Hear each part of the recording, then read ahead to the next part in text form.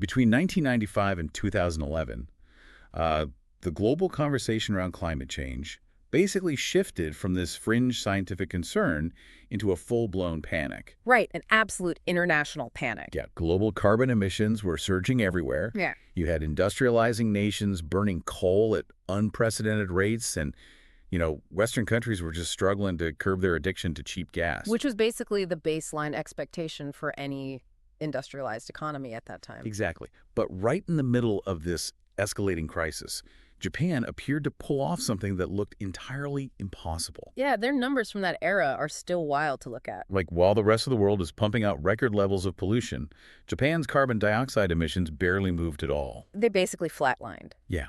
Over that entire 16-year period, their emissions grew by a minuscule 1.8%. Which is practically a rounding error. Right. They perfectly hit their aggressive targets set by the Kyoto Protocol. So, to the outside observer, it looked like this flawless victory of green government policy. It looks like a miracle, honestly. It did. But stop and ask yourself right now, was this an actual environmental miracle? Or was it a massive, hidden tax forced quietly onto the backs of everyday citizens? And that is the essential mystery we are tackling in this deep dive today. Because, you said this before.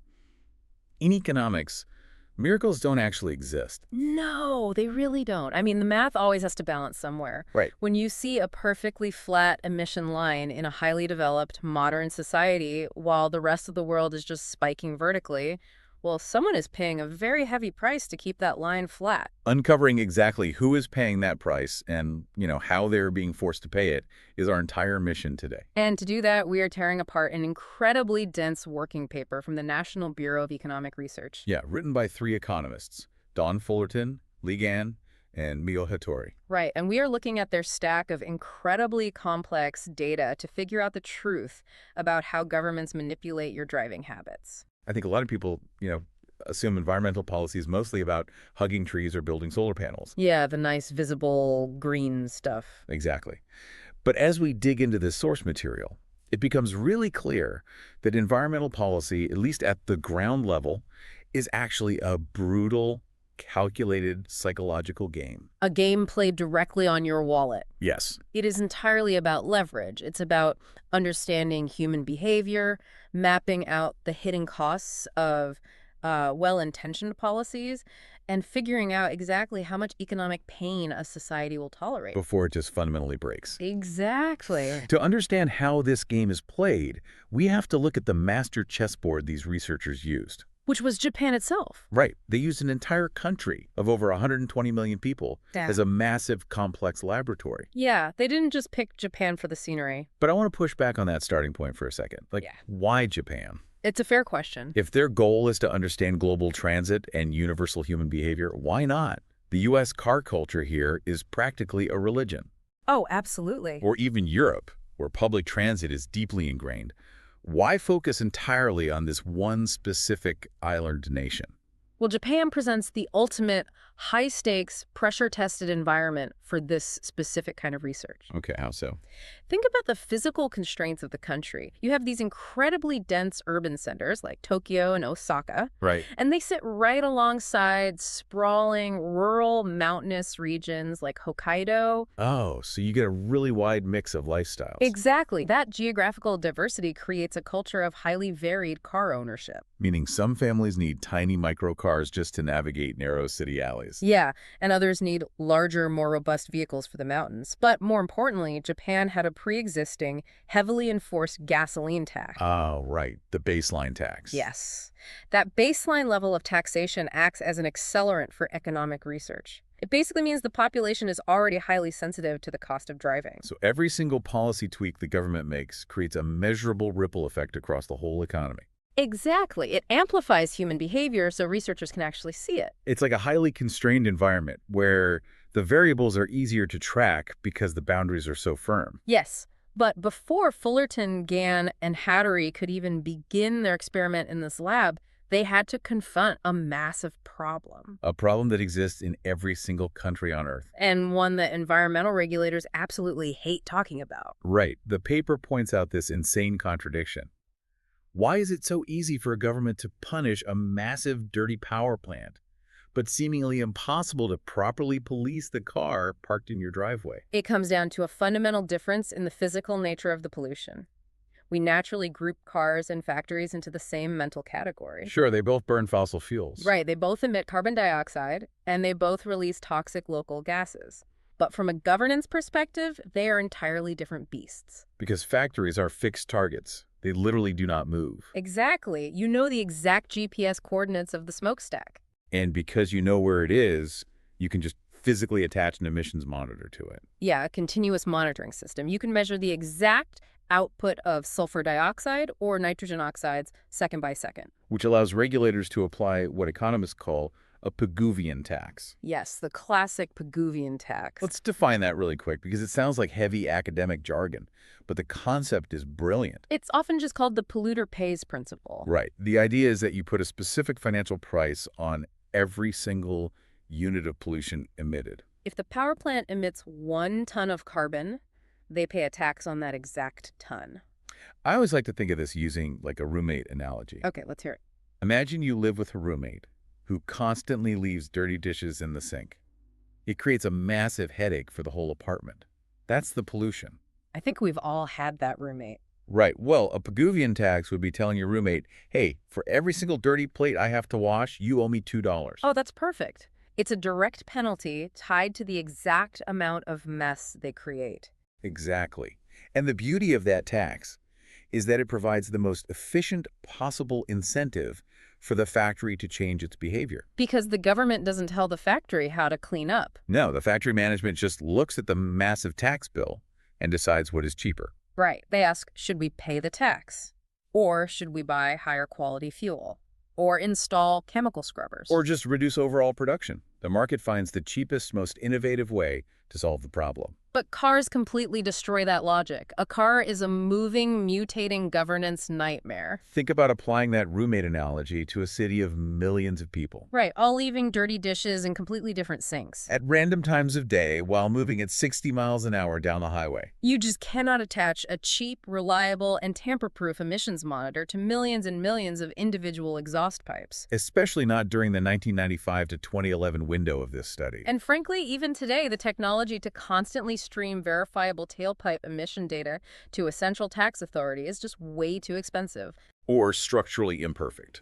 Or just a massive invasion of privacy. Exactly. And this isn't some niche issue. The transport sector is a huge chunk of the problem. Yeah, the data in this paper points out that transportation makes up 31% of all CO2 emissions in the U.S. And 18.5% in Japan.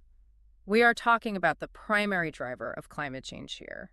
So if a government fundamentally cannot measure the specific emissions coming from your neighbor's tailpipe, it becomes mathematically impossible to tax them fairly. Right. The polluter pays principle just collapses. You can't charge them for the pollution because you literally don't know how much they actually polluted. It's crazy to think about. Every time you breathe city air, you are paying a hidden tax for a problem the government fundamentally cannot measure. So since regulators realized measuring individual tailpipes was physically impossible, they had to rely on estimations. Right, they had to guess how much pollution was happening based on broader societal trends. But to make those estimations accurately, researchers need incredibly detailed household data. They need to know income levels, family sizes, daily commuting habits. And this is where the researchers, Fullerton, Gan, and Hattori hit a massive brick wall. Because the Japanese government intentionally hid the data. Yes. In econometric research, microdata is the absolute holy grail. Meaning individual, specific household records. Right. If you want to understand how a family reacts to a sudden hike in gas prices, you track a specific family over time. You see their income, what vehicles they own, how many miles they drive. The U.S. actually makes anonymized versions of this data available for research. But the Japanese government kept their equivalent survey strictly locked down. They claimed confidentiality. So the researchers were not allowed to see how individual families were spending their money on cars. Which feels like it would just kill the study right there. Yeah. What do you do when the government flat out refuses to give you the data? You reverse engineer it. You break the black box. Exactly. When you can't get the microdata, you have to reconstruct human behavior from the macrodata. So they took aggregate data from Japan's 47 prefectures. Which are like states or provinces. Right.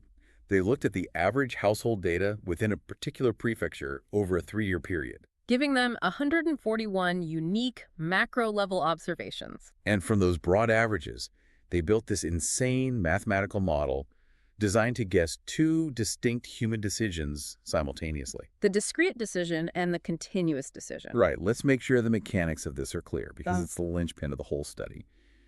What is the discrete choice here? The discrete choice is the categorical either-or decision. So what specific category of car did a household buy? Like, did they buy a brand new, large sedan? Or a small 10-year-old hatchback? Or did they just not buy a car at all and take the train? You can't buy half of a car, so it's discrete. And then the continuous decision is what happens after the keys are in your hand. Right. The continuous choice is how many kilometers you actually decide to drive that car over the year. It's fluid. I am still trying to visualize how they extract this from aggregate data. It feels impossible. It is incredibly difficult. It's like trying to figure out the exact recipe for a complex wedding cake just by looking at a commercial bakery's monthly grocery receipt. Oh, that's a great way to picture it. Right. You never get to see the individual customer orders. You just see the bakery bought 500 pounds of flour, 200 pounds of sugar. And from that broad list, these economists are mathematically deducing not only what kind of cakes people are ordering, but how big the slices are. Exactly. Historically, economists approached this problem sequentially. They would guess the discrete choice first, what cars people bought. And then use that to predict the driving distance. Right. But these researchers realized human behavior doesn't happen in a neat sequence. It's all tangled together. The price of gas affects what car you buy and how much you drive it at the exact same moment. Yes. And the capital cost of the car, whether you took out a huge loan or paid cash, directly affects how much money you have left for gas. So by running those prefecture-level averages through this simultaneous model, they captured the hidden logic of the Japanese consumer. Even without knowing anyone's name or tax bracket. But even with this brilliant behavioral model, they were missing half of the equation. Right, the actual environmental impact. They knew what cars people bought and how far they drove, but they had to know how much those specific cars were polluting. Which leads to one of the most resourceful workarounds in the whole paper. Yeah, this part blew my mind. The true environmental impact of a Japanese car driving around Osaka wasn't uncovered in a Japanese laboratory. No, it was secretly uncovered across the Pacific Ocean in California. Because Japan had a gaping hole in its public records. The researchers needed fuel efficiency and local emission rates for every category of car.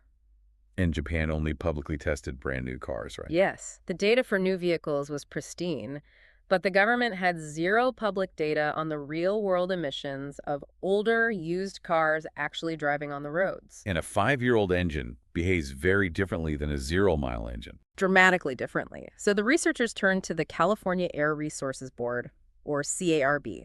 Because California has the strictest vehicle emission testing in the world. Right. The state routinely pulls real-world vehicles off the road and runs them through grueling dynamometer tests. So they extracted data on 234 specific Japanese manufactured vehicles driving in California. Toyotas, Hondas, Nissans that had aged on American roads. The genius here is that the chemistry of combustion doesn't care about national borders. Exactly. A degraded catalytic converter inside a Honda Civic is going to fail the exact same way, whether it's sitting in an LA gridlock or downtown Tokyo traffic. So they analyzed this California data to generate a metric they called EPK, emissions per kilometer. Right. And we need to pause here because EPK is not tracking carbon dioxide. Right. CO2 is a global greenhouse gas. It warms the planet, but it doesn't immediately poison the air you breathe on the sidewalk. Exactly. The researchers needed to measure local, highly toxic pollutants, the stuff that causes asthma and smog. Like carbon monoxide and nitrogen oxides. So they used a weighting system based on the health impacts of each chemical, combined them, and distilled it down into a single EPK score. And when they plugged this California EPK data back into their Japanese model, the results just completely destroyed everything we think we know about being green. It is the ultimate counterintuitive moment in the data. Let's set up the scenario. Imagine you have a driver who wants to be environmentally conscious, but they're on a tight budget. A very common situation. So they buy a small, cheap, used 4-cylinder hatchback. They assume because it's tiny and burns less gas, they are helping the planet. The data reveals that this driver is likely the biggest polluter in their entire neighborhood. It is genuinely face-slapping. Yeah, the researchers categorized the vehicles into buckets based on engine size and age, Right. Regular cars with engines over 2 liters and small cars under 2 liters. and split those into new and old. So we have 4 main buckets: regular new, regular old, small new, and small old. And the dirtiest category by a massive margin is the small old cars, labeled so in the data. Their composite emission rate, that EPK number tracking toxic local pollutants, is a staggering 0.549. Now compare that to a brand new, regular-sized sedan, a much bigger, heavier car. The regular new car has an EPK of only 0.216. The older, smaller car is pumping out more than double the toxic local pollution per kilometer compared to the larger brand new car. The cultural assumption that smaller is always cleaner is exposed as a complete lie here. It really is. But we have to explain why. Why is a tiny engine producing so much more toxic gas? It's all about thermodynamics and engineering stress. Small four-cylinder engines have to work significantly harder to move a car at highway speeds compared to a big V6. Right, they run at higher RPMs. Yes, they generate intense heat. And over a period of 5 to 10 years, that constant high-stress environment absolutely wreaks havoc on the pollution control equipment. The catalytic converters literally burn out faster. Exactly. The engine seals degrade quicker. They become toxic workhorses. Now, to be fair to the paper, it does note that for global CO2, the smaller cars do emit slightly less over time, simply because they burn a lower total volume of gas. Right. CO2 is tied strictly to fuel volume. But for the local pollutants, the stuff gathering in parking garages and creating smog, the small old car is a total environmental disaster. Which creates a really thorny dilemma for policymakers. Because if the smallest, oldest cars are doing the most immediate damage to public health, you have to get them off the road. But to do that, you have to understand the psychology of the people driving them. How do the owners of these tiny old cars react when the government raises the cost of driving?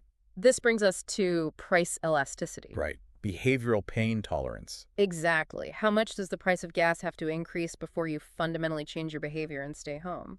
The revelation regarding the drivers of these dirty, small, old cars is fascinating.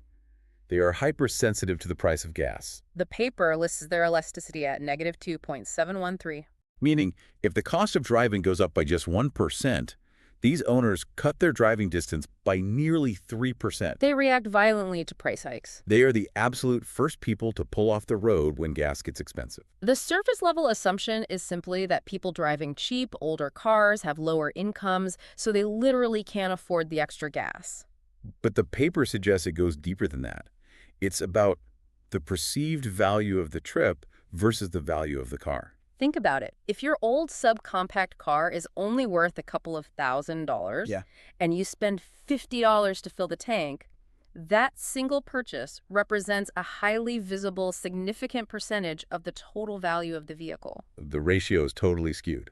Every penny at the pump feels like a direct insult to your wallet. Exactly. You are deeply motivated to find alternatives. You carpool, you take the bus, you consolidate errands. But look at the flip side of this. Yeah. If the owners of old, dirty cars are highly sensitive to gas prices, what happens to the people who buy brand new fuel-efficient vehicles? Intuitively, you'd think their habits are stable.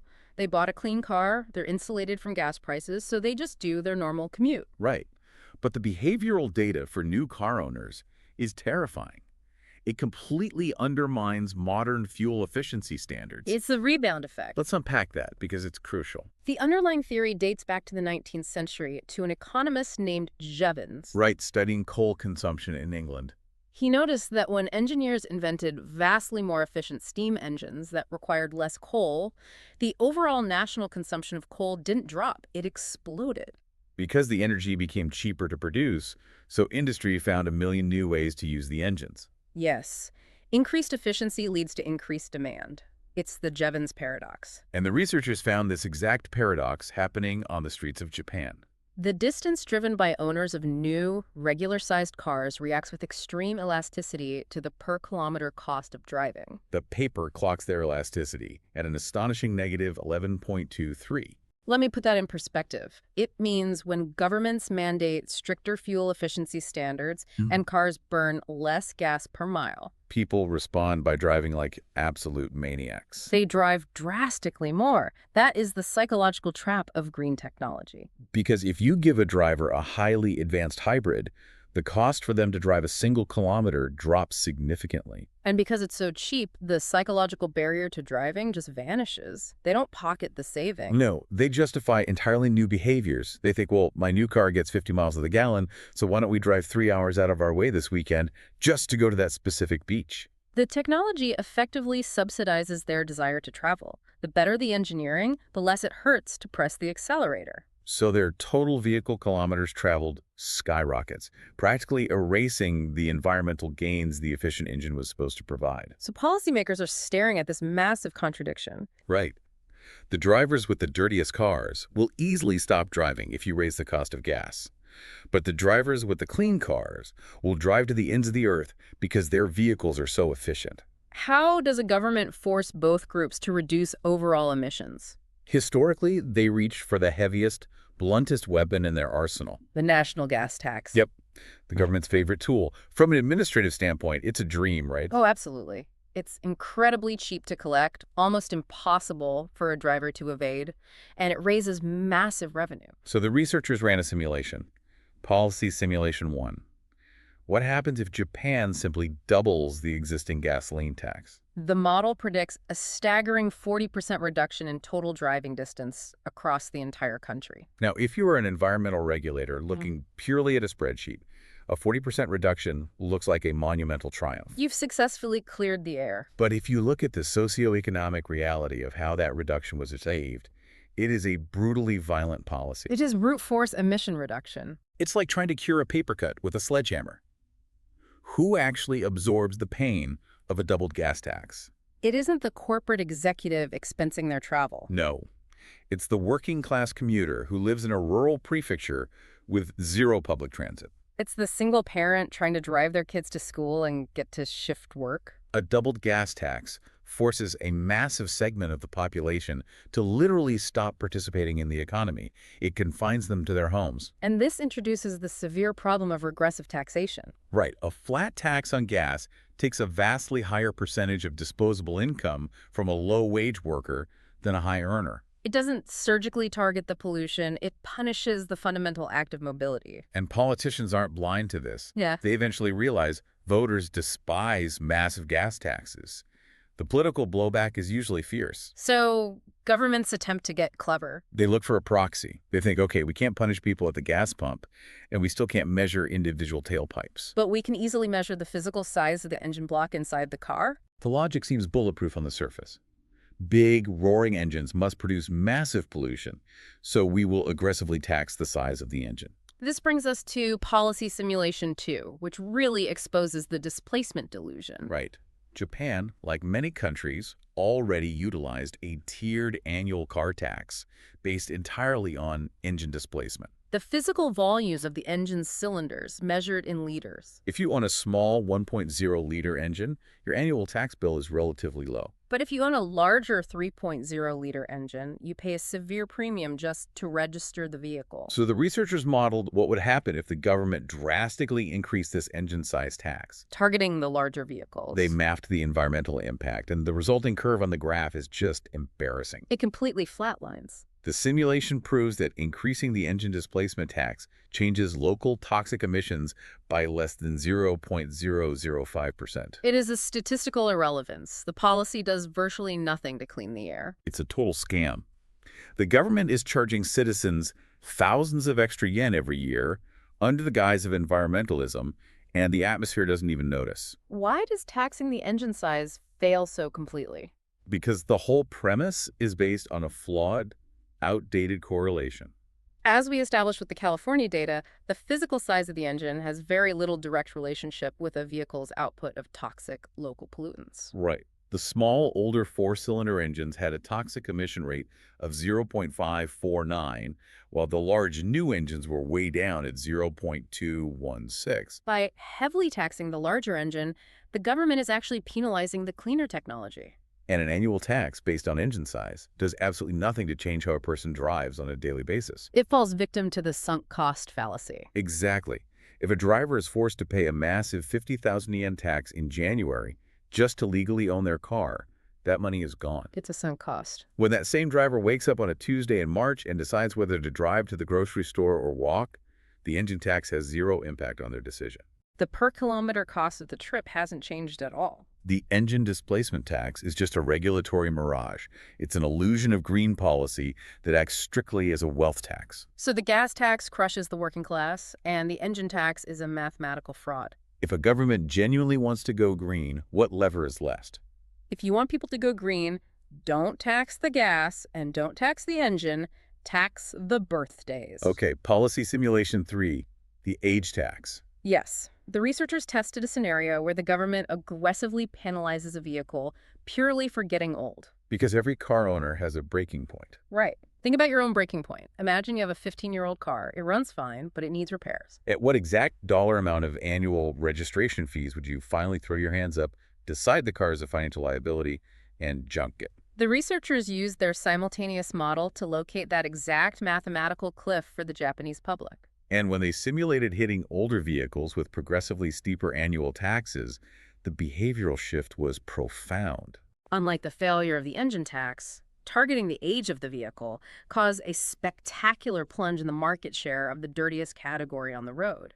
The small, old cars. The data shows consumers looking at the escalating age tax, running the mental math, and deciding it is actually cheaper to take out a loan for a newer, cleaner vehicle. Than to keep paying the government for the privilege of keeping their old clunker. And this policy works because chronological age is highly correlated with degraded emission controls. Right. The older the catalytic converter, the dirtier the exhaust. By taxing age, you naturally flush the most toxic vehicles out of the national fleet. It seems absolutely brilliant. You successfully remove the worst polluters without raising the price of gas. But the researchers don't stop there. No, they transition into a deep philosophical question about environmental economics.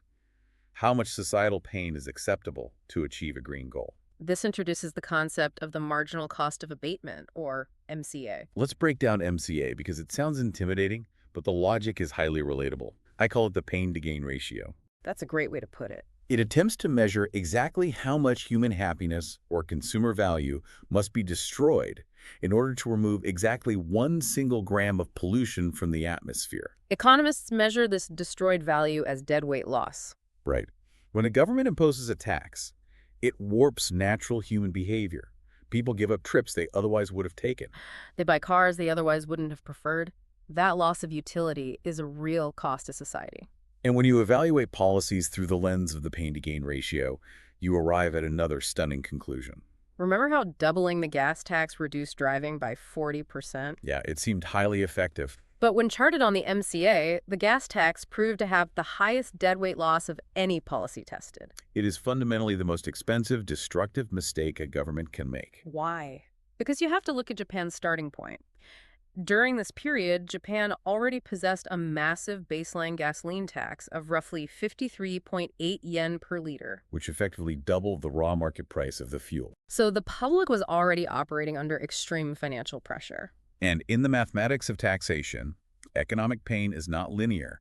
It multiplies exponentially. The formula dictates that societal harm rises with the square of the tax rate. Right. Imposing a brand new 5% tax on an untaxed item causes a small amount of friction, but adding another 5% tax on top of an existing 50% tax. The friction begins to crush the fundamental workings of the economy. It's like the backpack analogy. If you ask someone to put on a 50-pound backpack, they can probably still walk. That's the baseline tax. But add a second 50-pound backpack on top of the first one. You haven't just made them twice as tired. You've likely broken their spine and immobilized them entirely. The marginal pain of the second backpack is vastly higher. Because the existing gas tax was already so high, the easy, painless behavioral adjustments had already been made.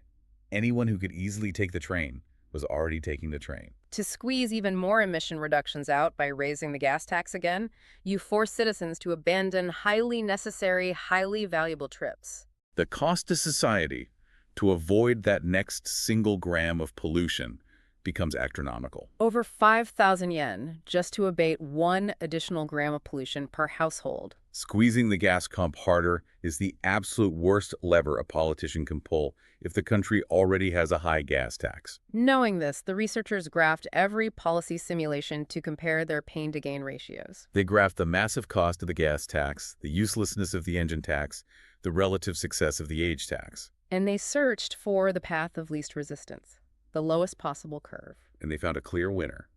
The cheapest, least painful route to a green society is a policy that taxes the actual certified emission rate of the specific vehicle. Designated as TPK in their formulas. It's like finding the holy grail of regulatory policy. A tax system that cleans the air, naturally modernizes the cars, and barely impacts the daily budget of the average commuter. The elegance of TPKK lies in its structural precision. You don't tax the gas, which paralyzes the economy. You don't tax the engine size, which is a scam. You tax the exact, scientifically certified gram per kilometer dirtiness of the specific make and model. It is a surgical strike. If a driver insists on owning a vehicle with an EPK of 0.5, they pay a steeped annual penalty. But if they own a vehicle with an EPK of 0.2, their penalty is drastically lower. The policy finally targets the actual polluter, not just the act of driving. And this alters the life cycle of the national fleet.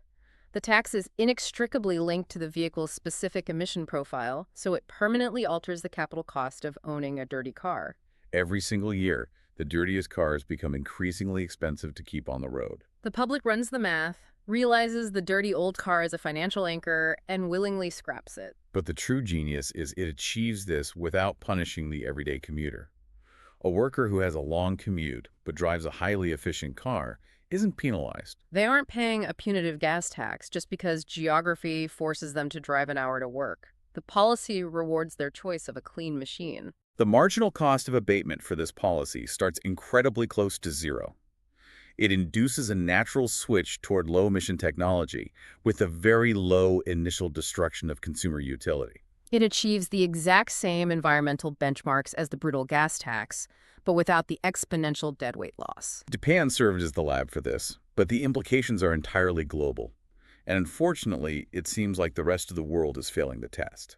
If we synthesize this dense paper down to its core, there are 3 golden rules of environmental economics hidden in the data. Let's lay out the global blueprint. Golden rule number 1.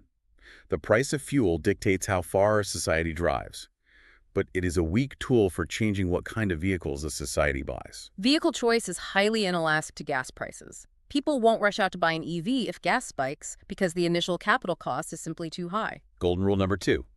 Taxing vehicle categories like engine size is completely useless unless tied directly to certified emission rates. Taxing engine displacement is a legacy policy. It assumes a correlation that this data proves is fundamentally flawed. Regulators must abandon the proxies. And golden rule number 3. If a country already operates with high baseline gas taxes, squeezing the pump even harder is economic suicide. You must target the vehicle itself. That is the most urgent lesson. Political inertia consistently defaults to the bluntest, most destructive instruments available, destroying wealth for diminishing returns. If governments continue relying on lazy, outdated policies, they will burn through trillions of dollars of consumer wealth. And fracture the working class, all while barely making a dent in local emissions. As we wrap up this deep dive, let's step back from Japan and look at tomorrow. We are entering the era of AI, self-driving cars, and hyper-efficient EVs. The technological limitations that define this study, the data black box, it doesn't exist in the same way anymore. We possess more capability to accurately measure and track individual environmental impact than at any point in history. Yet our governments are still trying to govern the skies with rules written for horses and buggies. We are using 100-year-old logic to fight a 21st century climate war. The data proves that fair, surgical, emission-based taxation is possible. The blueprint is right here. But as everything around us becomes automated and data-driven, do we actually have the courage to embrace data-driven fairness? Or are we doomed to let politicians keep blindly swinging the gas tax sledgehammer, deciding our future and our every breath in the dark?